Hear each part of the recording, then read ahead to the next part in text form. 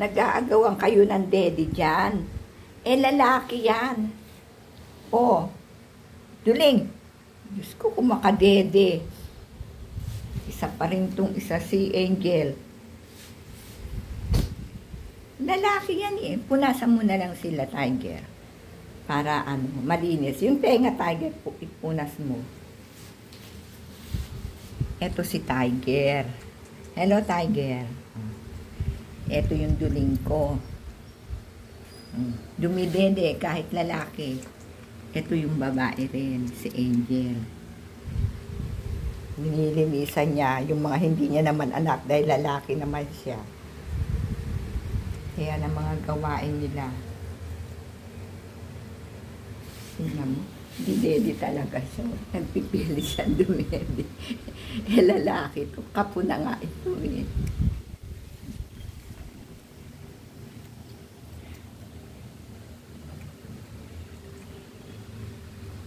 Grabing punas yan. Nililinisan niya.